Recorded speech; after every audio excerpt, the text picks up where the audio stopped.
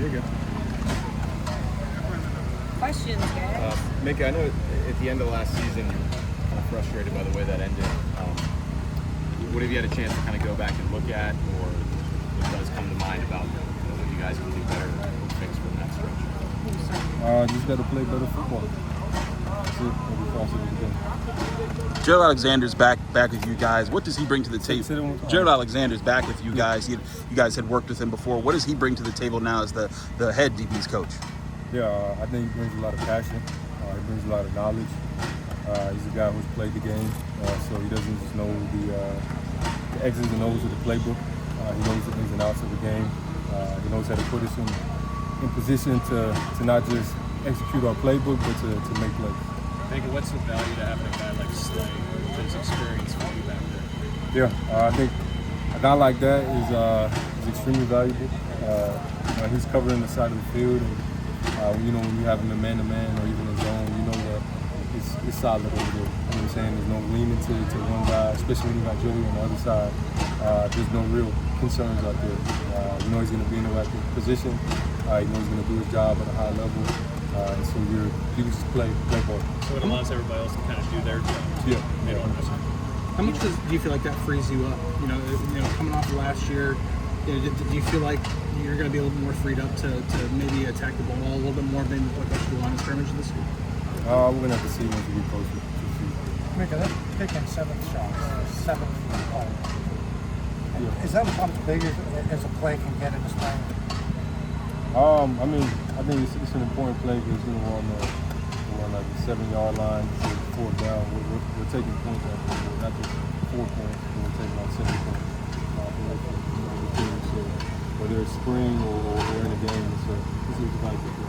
The way the coaches react, it's almost like everybody has money on that play or something. Oh yeah, it's 7 shots. It's just good on good. It's how we start every day during OTAs, so it's highly competitive. We ain't betting on nothing on it besides we go and try. You know what I'm saying? That means a lot. How important is it to set a tone like that, even just during OTAs, so on with the season, but how important is it to set that foundation right now in the spring? The foundation of being competitive? Yeah, of having that energy. Yeah, that is extremely important. I think the more guys who are out there who are doing their job at a high level, guys that know what they're doing, guys that enjoy the game, they're just naturally going to have the competition and competitive feel to it. The more guys you got like that out there, the more competitive. You guys talked a lot about communication last year and how it needed to improve. How do you shore that up or start to shore that up at this time of the season to make sure that that's something that never is a problem for you guys? Leave no gray.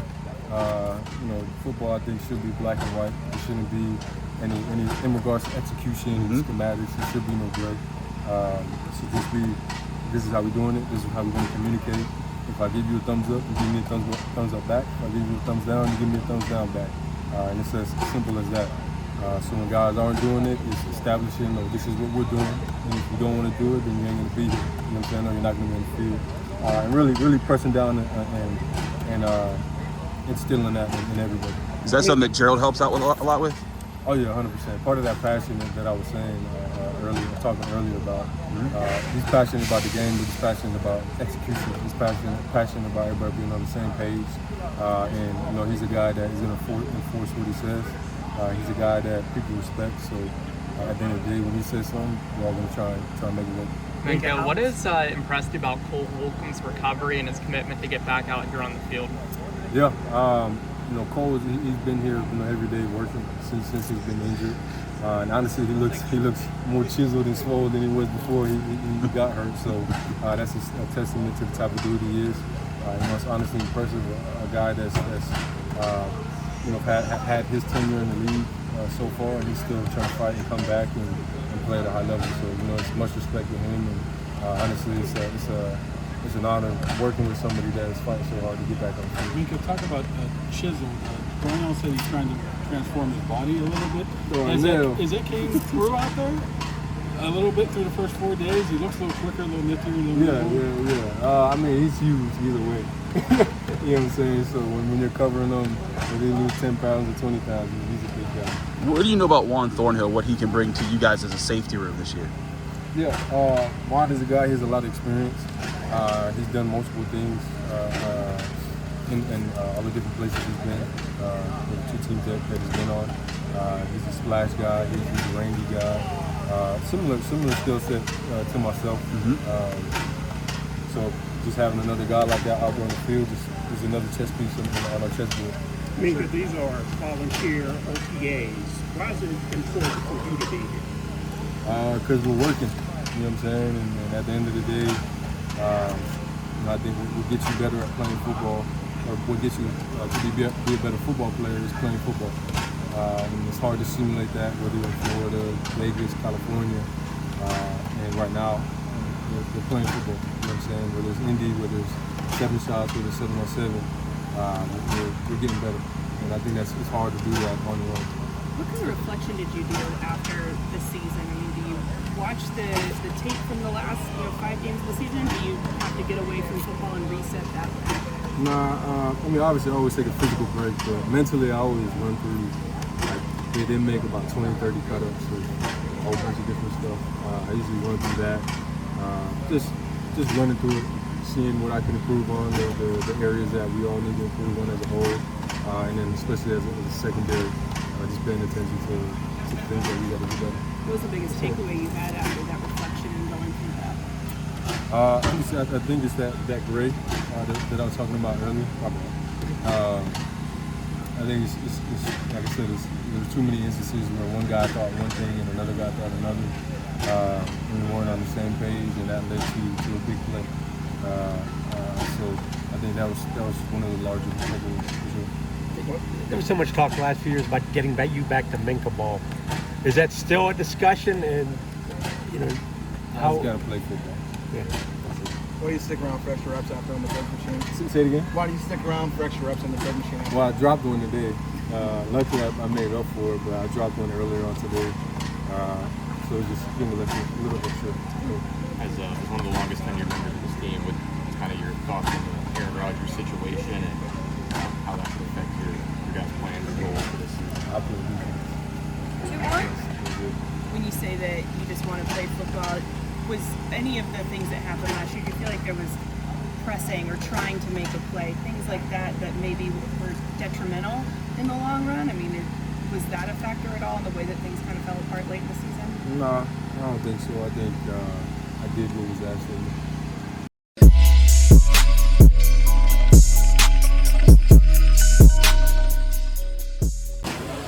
Beanie, you got a whole year of experience, multiple interceptions. What was your outlook as far as how you want to prepare for this season?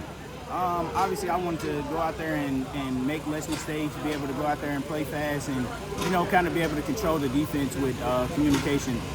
I know a lot of things that ran through me when Nick was on the field. So whether that's changing the blitzes, whether that's motion adjustments, pushing guys, alerting guys, wrapping the run fit and things like that. I wanted to be able to, have the communication down pat and also change my body in the offseason. How did you change your body? Just change my eating habits, cutting down body fat and things like that. So I'm going to be able to see how much body fat percentage I dropped in the offseason pretty soon. Did you want to did you put on muscle with that, or you just get lighter? I want to slim down, lose fat, and gain a little bit more muscle. Gotcha. And it all depends on how my frame is set up and things like that, as far as how much I want to weigh and what I'm comfortable playing at. You were a pretty shifty guy that ran with several different types of players. You were making those kind of reads. How do you advance upon that? Like, how do you increase the intensity that you were able to bring last year? It all goes into preparation. This off season I was able to, I learned the defense, obviously my first year, but being able to take those next steps, like I said, in communication and, understanding what we're going to before, actually having the safety tell me, where we have to run and what we're playing on my side and things like that. So just being able to do that, it'll help me be able to play faster and obviously understand and look at other guys, not just our defense, look at the other nickels around the league, Teron Johnson, Mike Hilton and Kenny Moore, the top nickels.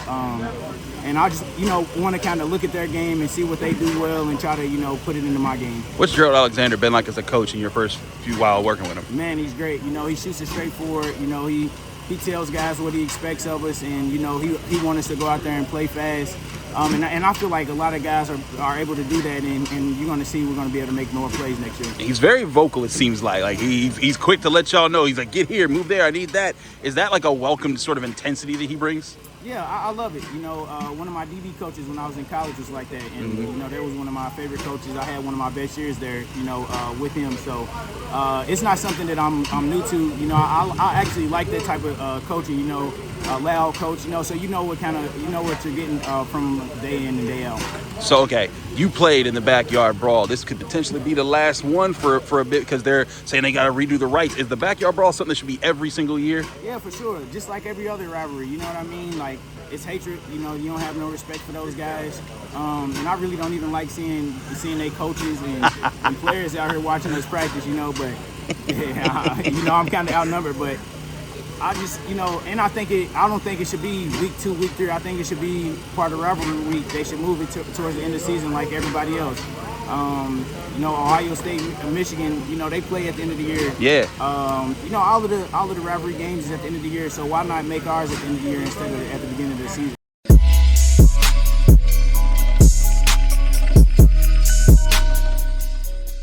Sure, we know what happened. Second year, so. How full throttle is it now? Just being able to go. Man, it feel good, man. You already know I'm full throttle, man. Trying to put my best foot forward every day. So feeling good, man, and just showing up every day so I can get better. Cory, how has Gerald Alexander made his presence known as the new DB's coach? Well, I had him my rookie year, so I was kind of familiar with him. But just him being him, being aggressive and telling us like stuff he want to see, tell us what we want in the film room, so we make sure we come to the field and put it on tape and stuff. So he definitely brings the juice and the energy too. What were sort of the exit interview things that you took from the end of last season and you're applying now so that you can be a better player this season?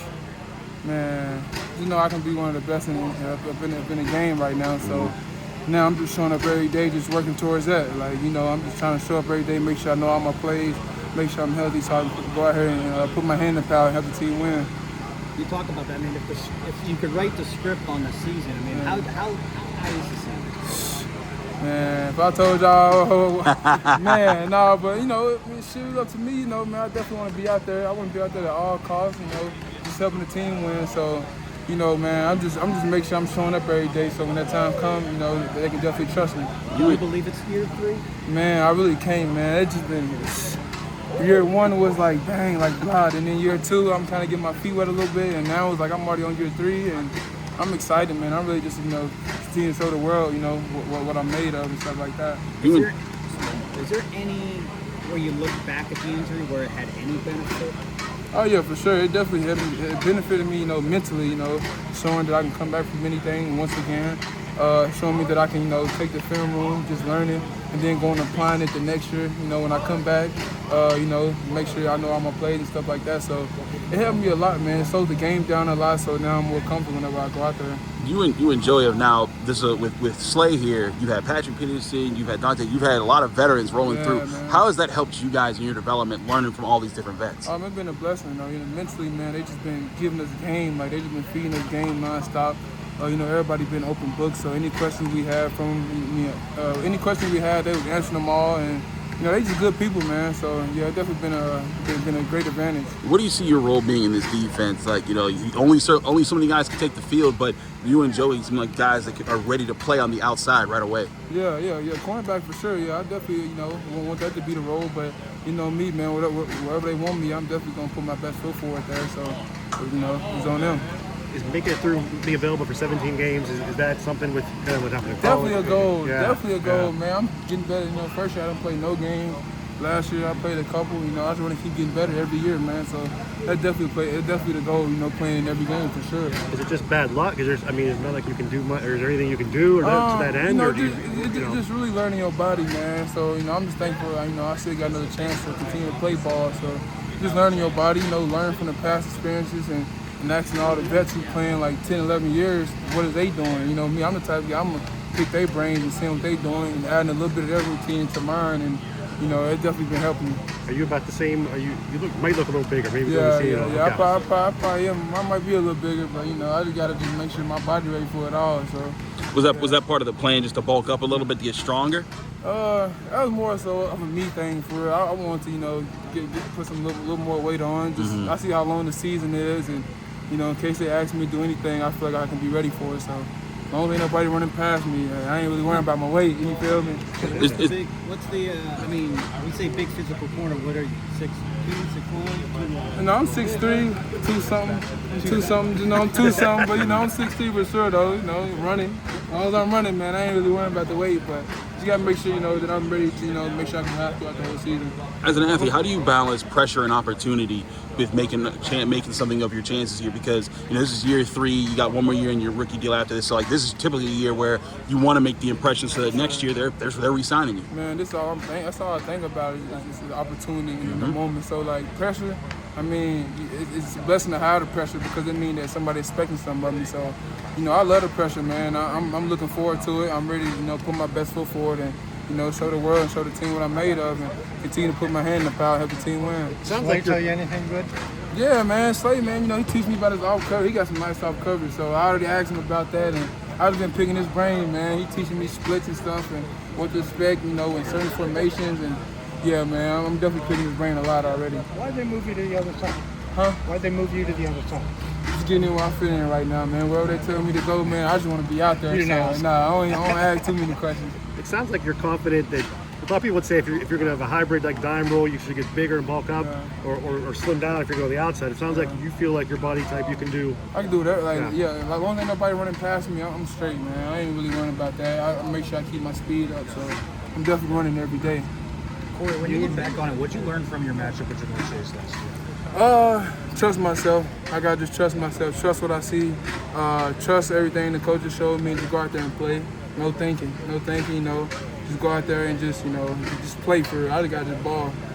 Did you feel like the pressure there, or maybe the thought that you were facing Jamar Chase kind of got to you, or do you want to play looser? Is that what you're saying? Nah, it was just more so, that was my first game against, you know, a big matchup, you know, so, you know, everything that coming into that, and then when you get out there, it's like, man, it's not really more than what you think it is. You just gotta just compete on everything. So, you know, man, you know, that time will come back around again, and I'll be ready. So, definitely, that was one of my first times out, and you know, I'll be ready to go.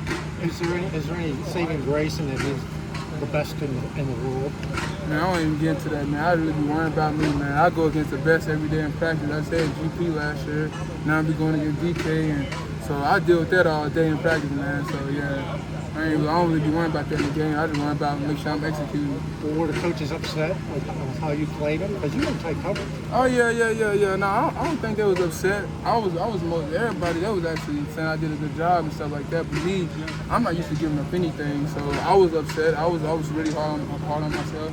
I didn't watch that game already like 10 times, and so just learning, man. And when you look at the game, it's like you had to slow down for me. So it did after that first drive, and I'll be ready to go. Let's do 2 more, guys. How much will having DK Metcalf on the other side help you develop? Oh, it's gonna help a lot, man. Cause like I'm seeing a big physical guy who can get in out there breaks, and if I'm going against that every day, so when I go in the game, it ain't gonna be too much I ain't really seen for real. So I'm definitely looking forward to show up every day and getting better with that. How much did that taste kind of drive your off season? Oh man, that's all I've been thinking. I already know what you're talking about. Yeah, that's all I've been thinking about, man, with that game. Like, cause that was my last game out, man, and I just don't want nobody to really just think of me at that last game, because you know I'm way better than that. So it stung a little bit. I'm still feeling it right now. So that's really kind of my motivation going into next year for just make sure I don't put no tape out there like that again.